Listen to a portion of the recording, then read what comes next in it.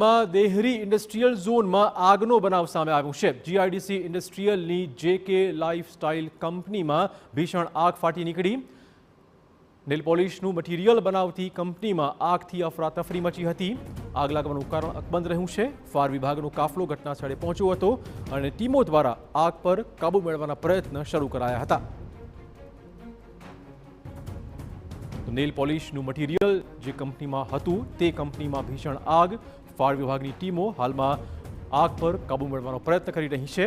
વધુ વાત કરવા જોડાશે અમારા સંવાદદાતા અક્ષય। અક્ષય, શું છે વધુ અપડેટ?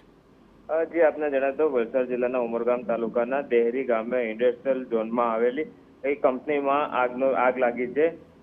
જેકે લાઇફસ્ટાઇલ નામની જે કંપની છે તેમાં ભીષણ આગ લાગી છે। નેલ પોલિશનું મટીરિયલ બનાવતી આ કંપનીમાં આગ લાગતા દોડધામ મચી છે।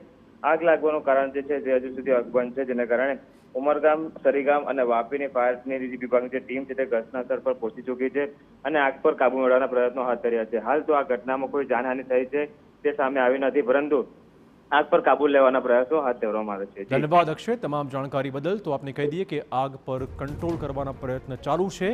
હાલ પૂરતા જાનહાનિના કોઈ સમાચાર નથી મળી રહ્યા।